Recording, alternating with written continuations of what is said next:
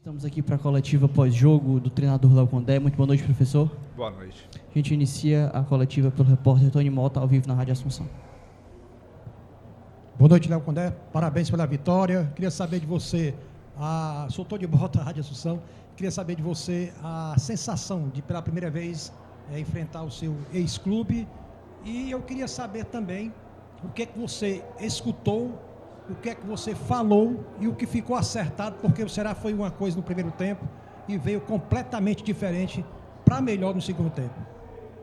Bom, realmente é diferente, né? Você enfrentar, foi tão recente o trabalho que eu tive a oportunidade de participar, dirigindo o Vitória, né? Um trabalho vitorioso, onde a gente obteve boas conquistas e é a primeira vez que a gente enfrentou. Mas como eu falei na última coletiva, hoje eu visto a camisa do Ceará e iria tentar fazer o melhor junto com meus jogadores, né? E a gente conseguiu fazer isso bem e tivemos a oportunidade de conquistar a vitória e comemorar, né? Realmente um jogo muito difícil, um jogo que a gente já imaginava, que no primeiro tempo a gente iria sentir um pouquinho a questão da adaptação do campo, né? O Vitória é uma equipe que marca muito, eles conseguiram, nos 2 últimos jogos fora de casa, né, bons resultados contra o Fluminense no Rio e contra o Atlético Mineiro no Mineirão. Então a gente já imaginava o primeiro tempo mais truncado, com mais dificuldade,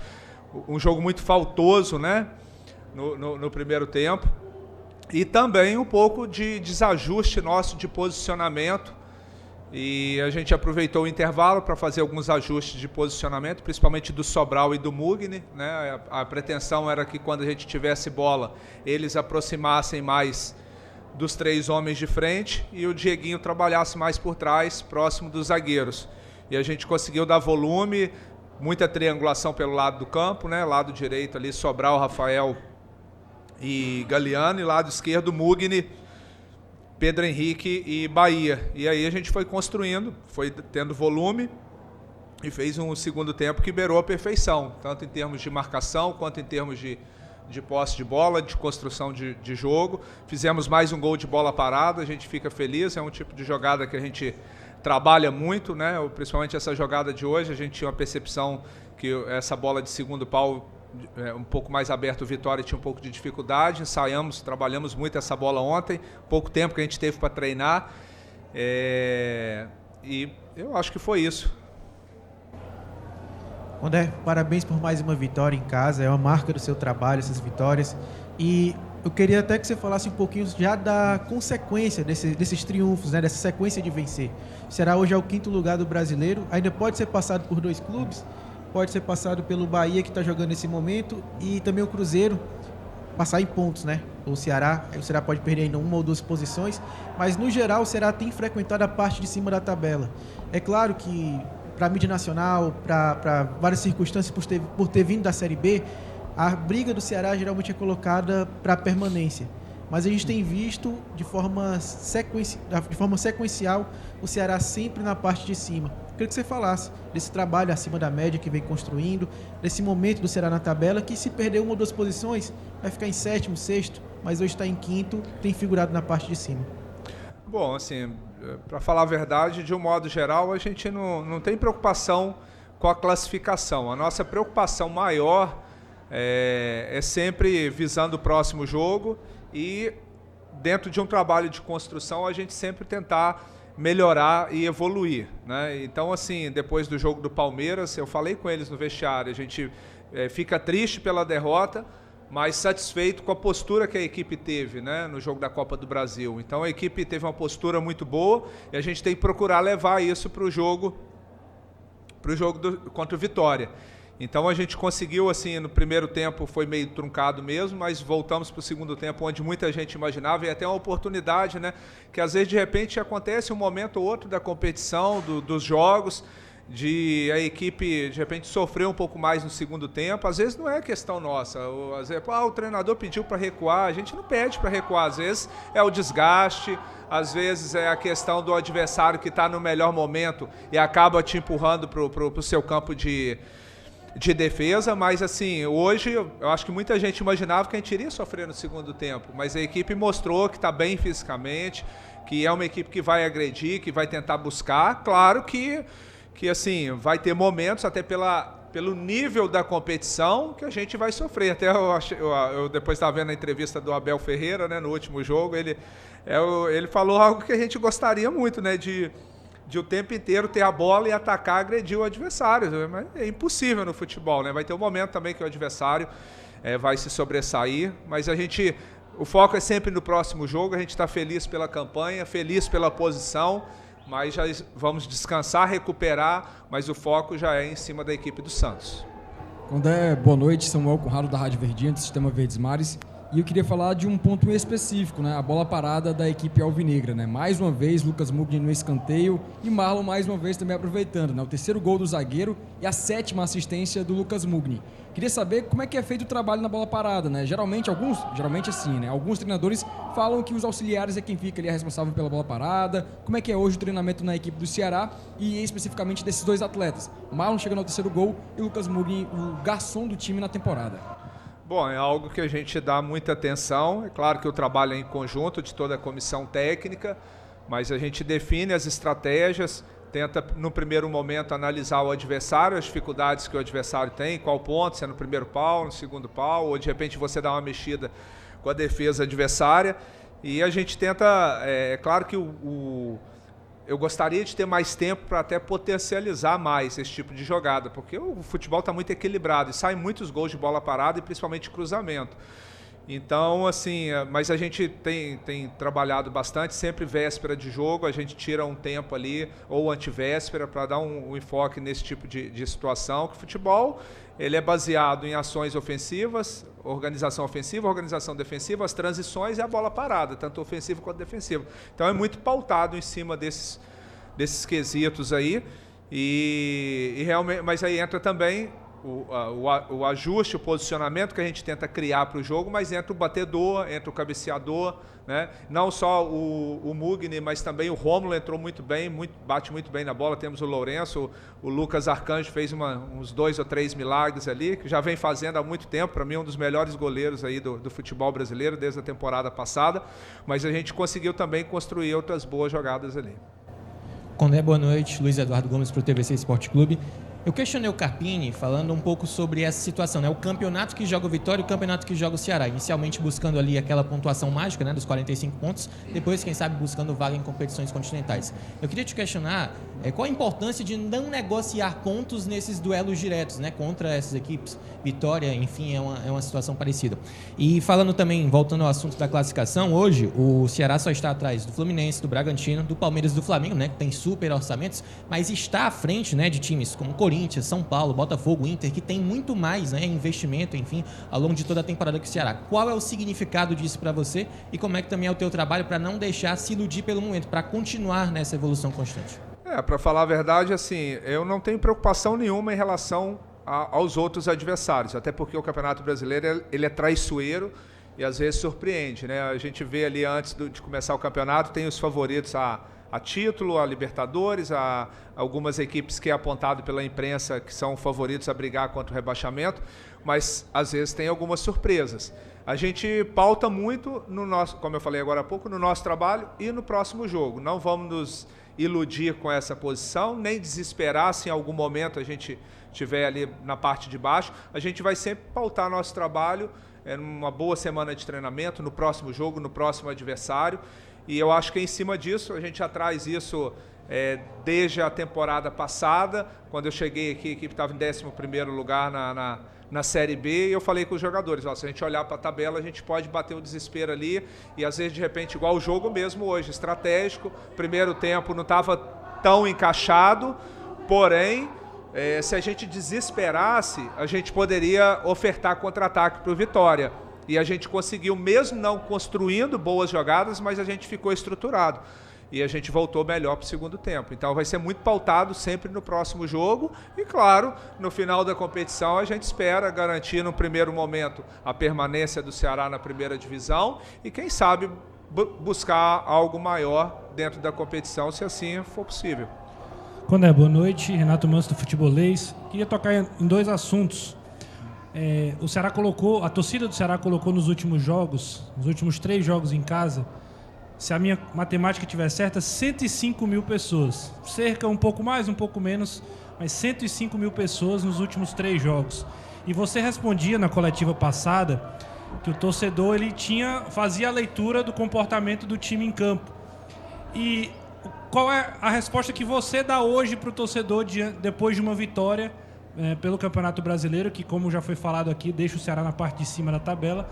E o outro detalhe, eu estava na transmissão lá em cima, o Bruno Tubarão saiu emocionado, desceu as escadas ali, não sei se ele estava chorando, mas estava muito emocionado. Queria que você falasse também, né? A gente perguntou tanto sobre ele, hoje ele esteve em campo, fez a estreia com a camisa do Ceará. Verdade, o torcedor, primeiro agradecimento pela postura da torcida do Ceará, eu posso falar isso desde quando eu cheguei aqui. A cada jogo a torcida abraçou o time, veio jogando junto e foi crescendo o número de torcedores, não só crescendo o número, mas cada vez mais o grito vindo da arquibancada, ecoando ali dentro e passando uma energia muito grande para a nossa equipe, né? E esse ano não tem sido diferente, e eu comentei isso, né? Eu me lembro muito bem que o ano passado nós tivemos uma derrota contra o Mirassol, que tinha 40 mil pessoas ou mais no Castelão. A gente perdeu o jogo e o torcedor aplaudiu a equipe no final do jogo, porque viu uma equipe que lutou e brigou até o final. E esse jogo contra o Palmeiras me fez relembrar, né? Depois de tanto tempo que a gente ficou sem perder, a gente perdeu, mas o torcedor reconheceu. Então o torcedor primeiro agradecer e pedir a ele que continue acreditando, apoiando, porque essa equipe ela vai vender caro as derrotas, vai deixar tudo dentro de campo aqui em todos os jogos, pode ter certeza disso. E a gente conta muito com o torcedor ao longo dessa temporada. Bruno Tubarão, a gente fica feliz, um jogador que a gente acompanha há bastante tempo. Já falei, uma peça coringa que faz várias posições. E, infelizmente, né, teve a lesão, uma lesão grave. E ele foi muito assim, resiliente para curar, para tratar. E junto com o departamento médico e de ciência do clube, conseguiu fazer uma boa recuperação e a gente conversou muito para tentar lançar ele no momento certo. É muito difícil isso, né? Você não tem essa certeza absoluta, mas a gente conseguiu lançar ele hoje e tenho certeza que vai ser um jogador que vai ser bastante importante para a gente ao longo da temporada. Condé, boa noite. Danilo Queiroz, futebolês.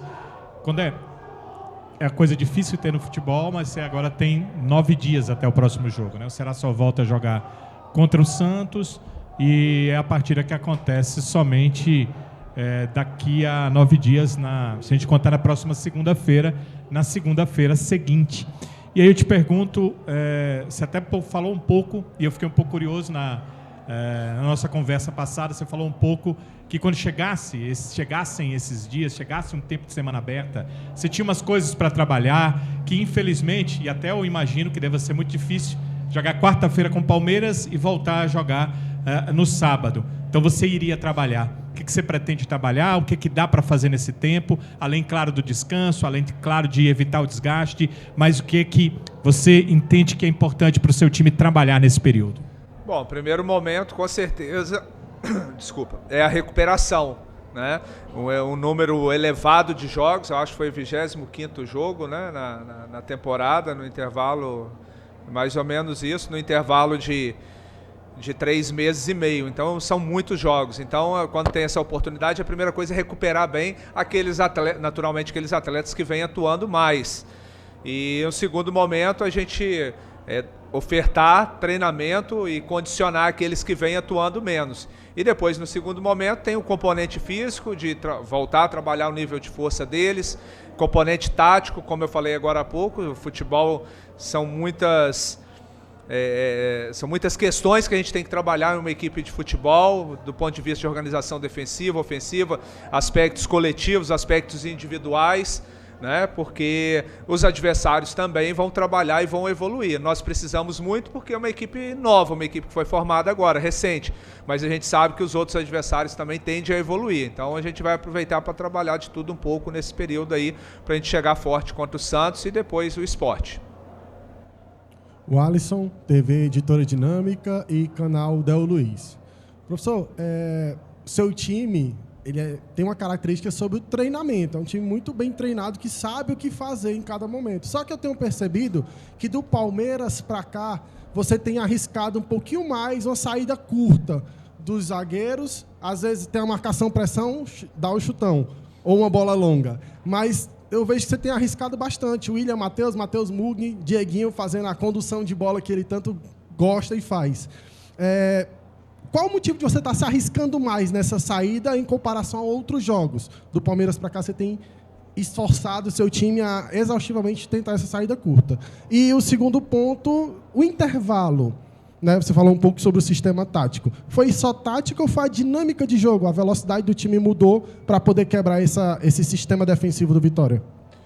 Bom, assim, a questão da iniciação, a gente trabalha as duas situações, né? De tentar fazer um jogo mais apoiado, de aproximação, para tentar atrair o adversário e gerar espaço, e a gente tentar aproveitar um possível espaço, tanto na amplitude, lado contrário, ou em profundidade nas costas da defesa do adversário.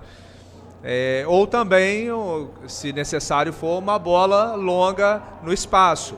Porém, isso requer tempo e vai passando os jogos, por isso a repetição de uma base de equipe, o entrosamento vai surgindo também de uma maneira natural. O ano passado a gente já tinha esses movimentos bem sincronizados, principalmente lado esquerdo ali, Bahia, Mugni, o Pulga, lado direito ali o Saulo com o Rafael, muita aproximação ali do Lourenço também, e agora a gente está construindo isso. Então, com o passar dos jogos, tende a acontecer isso de uma maneira mais natural.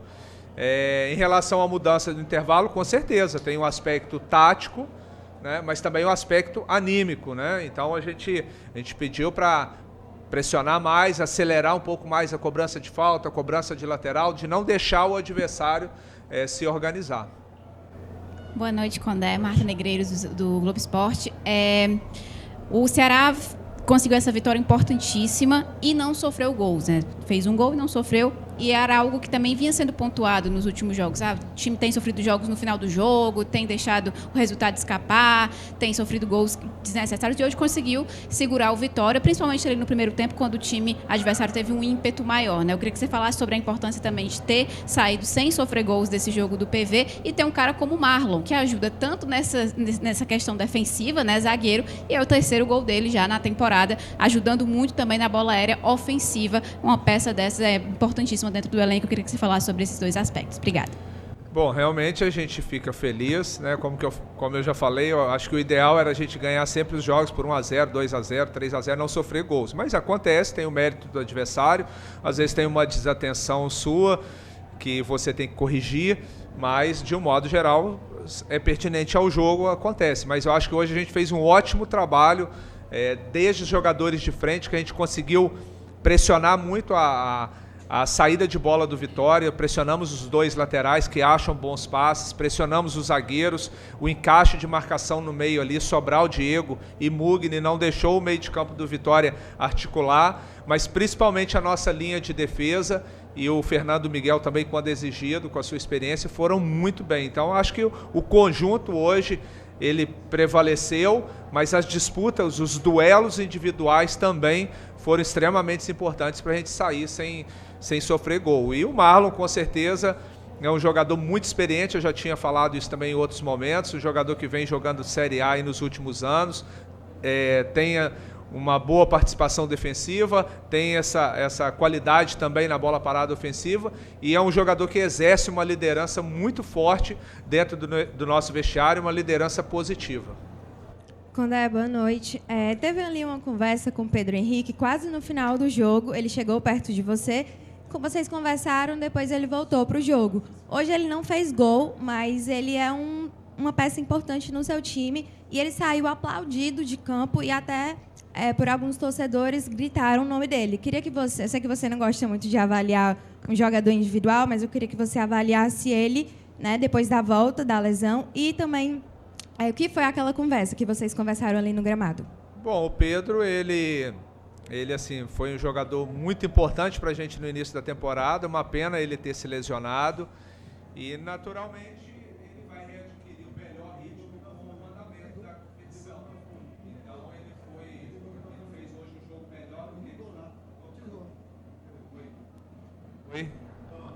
Foi? Ah, tá. Desculpa aí. Então ele foi muito bem no início, depois machucou e agora ele vai readquirir esse ritmo de jogo dele de uma forma progressiva. Hoje já conseguiu ser melhor do que contra o Palmeiras, né? Também controlar um pouco o ímpeto dele. É um jogador muito dinâmico, tanto para jogar quanto participativo ali. E a gente conseguiu controlar um pouquinho. Eu estava tomando os cartões aí que a gente conversou com ele. Ele foi bastante receptivo. E ali é o momento que chegou no final. Eu tinha a minha última substituição. A gente vai conversando com um jogador ou outro para saber quem está em melhor condições, se aguenta suportar um pouquinho até o final, porque era momento de negociar ali, que eu só tinha 5, né? E a maioria dos jogadores jogaram no meio da semana contra o Palmeiras. Aí tinha a possibilidade de sair o Diego ou sair o Sobral.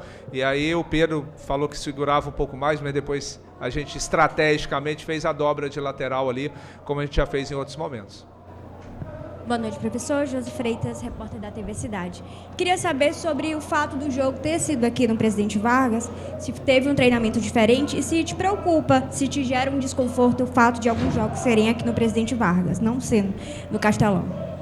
Bom, eu até falei na última coletiva, jogar aqui não é o problema. A gente até se adaptou muito bem, fizemos bons jogos no estadual, né, e hoje a equipe se portou bem novamente. A questão é mais de adaptação, porque assim, você tem que fazer valer o seu mando de campo. Então você costuma jogar no Castelão e de repente, porque a gente já sai para jogar com o adversário no ambiente dele.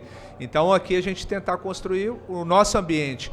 Então você sai, tanto que a gente sentiu um pouquinho no início do jogo ali, mas depois foi se adaptando, o torcedor perto, né, passando uma energia boa para dentro de campo, é mais nesse sentido. Boa noite, Léo Condé, Joyce Rodrigues, portal Futebol Cearense. Eu queria saber de você 2 aspectos. O primeiro é no segundo tempo, depois do gol, o Ceará criou muitas chances ali, chances claras de gol, e não conseguiu converter. Eu queria saber se te preocupa essa falta de efetividade ali na frente. E o segundo é um aspecto que eu queria que você analisasse o Pedro Henrique e o Pedro Raul jogando juntos. Depois que o Pedro Henrique voltou, o Pedro Raul baixou um pouquinho, parou de fazer gols, e eu queria que você analisasse a presença deles dois ali na área juntos. Bom, eu acho que assim, a nossa equipe em termos de efetividade, no aspecto ofensivo, é bastante positivo. Às vezes vai ter um jogo ou outro, como eu pontuei na partida de hoje, nós enfrentamos um dos melhores goleiros da Série A. O Lucas fez defesas ali muito importantes. É claro que a gente perdeu também, o Lelê um pouco com falta de ritmo, perdeu uma boa oportunidade ali, mas a gente criou. Acho que o mais importante é a gente continuar criando um bom volume de jogo. Em relação ao Pedro Raul e Pedro Henrique junto, é o segundo jogo, eu acho que não tem nada a ver uma coisa com a outra, na verdade tem mais a ver com o Pedro Raul ter jogado os últimos 7, 8 jogos seguidos de titulares, está muito desgastado, né? Tanto que a gente deu uma oxigenada ali, entrou o Lelê, mas assim, eu acho que os dois têm tudo para formar aí uma boa dupla, ou como a gente joga, um bom trio de ataque com algum outro companheiro. Léo, boa noite, parabéns aí pela vitória. Me permita sair um pouquinho aqui do jogo, falar da pauta saúde mental. O Dieguinho deu uma resposta maravilhosa sobre isso, até citou coisas dele. Queria saber do Léo, o Leonardo Rodrigues, como que você vê isso nesse ambiente do futebol? Todos nós sofremos pressão em nossos trabalhos, mas o futebol às vezes parece que permite, entre aspas, uma pressão muito maior. Queria saber de você. Você é um cara que procura ajuda profissional? O que você pensa sobre isso? Se você se sentir à vontade para contar algum caso teu ou com alguém que você conheça, nesse sentido, nesse ambiente do futebol. Obrigado. Realmente, assim, o futebol, ele é meio que o retrato da sociedade, né? Eu acho que acaba trazendo para o futebol, às vezes, o cara que tem um problema em casa, algum problema financeiro particular, de saúde, alguma coisa, e ele descarrega tudo no futebol, nas pessoas que estão envolvidas, atletas, treinadores, né? E é algo que realmente é preocupante, né? Aí eu acho que vai muito de cada indivíduo. Eu tenho uma característica que eu sou uma pessoa mais tranquila, mais comedida. É claro que me incomoda algumas questões, né? Porque é meio que céu e inferno toda quarta-feira, todo sábado, né? A gente ou você é o melhor do mundo ou você é o pior do mundo. E não é aqui no Ceará, é quase que geral, em todas as divisões, Série A, B, C ou D, se ganha muito ou ganha pouco, tá inserido nisso aí. Mas a gente sabe que em todo ambiente de trabalho existe cobrança, né? Em todas as funções praticamente. E assim, a gente sempre torce para que em todos esses ambientes exija a cobrança, a responsabilidade, mas acima de tudo respeitar o ser humano, né? Que às vezes de repente vê a figura só do profissional que está ali, do atleta, mas tem o ser humano por trás também. Eu particularmente até hoje, né, já são 25 anos trabalhando como treinador de futebol. Individualmente não procurei um profissional específico para fazer esse trabalho, mas dentro do ambiente do clube tem os aspectos coletivos ali que com o profissional, com o psicólogo, com o assistente social, a gente tenta trazer também porque é importante até mesmo transmitir isso para os jogadores. Mas como o Diego, eu acompanhei a coletiva dele, é o que eu falo, cada um tem as suas lutas diárias, as suas dificuldades, às vezes é problema financeiro, problema de emprego, problema familiar, uma doença, e assim, a gente tem que ser resiliente e saber, né, ter força para lidar com as situações que vão se apresentando. E no futebol não é diferente. O que a gente lamenta é que alguns casos extrapolam muito, né? O torcedor extravasar, vir de fora a cobrança, a vaia, né? Mas assim, às vezes quando vai para o aspecto da violência, que a gente tem acompanhado cada vez um número mais elevado, isso deixa a gente triste, que deixa de ser o esporte, ele é lazer, né? É muito legal você ver no estádio a família, o pai trazendo o filho, a esposa, ter um ambiente de família aqui para ver o espetáculo, digamos assim, que sempre foi, né? Mas às vezes tipo assim, aqui meio que parece que é o fim ou tá tudo muito bom, tá tudo muito ruim, e eu acho que isso é algo que incomoda a gente, com certeza. Beleza, professor, muito obrigado. Muito Valeu. obrigado a todos. Uma excelente noite. O governo do estado está abrindo as portas do Hospital Universitário do Ceará, um dos maiores hospitais públicos do Brasil, com a missão de cuidar ainda mais dos cearenses. Quando você chega aqui e vê que isso aqui foi feito para um cearense, é muito prazeroso. São 832 leitos, diversas especialidades como oncologia, hematologia e urologia, além de cirurgias vasculares, com profissionais qualificados e equipamentos de ponta. Nós vamos conseguir, com um equipamento desses, né, mudar a vida de muitas pessoas. A gente tem um profissional qualificado para ser uma das maiores referências desse país. É o governo que não para, transformando a saúde do Ceará, impactando a vida de quem mais importa. Você, cearense. Tem uma estrutura que até agora eu estou sem palavras para descrever. É magnífico. É tipo sinônimo do novo hospital. Magnífico. Governo do Estado. Cuidar das pessoas, avançar o Ceará.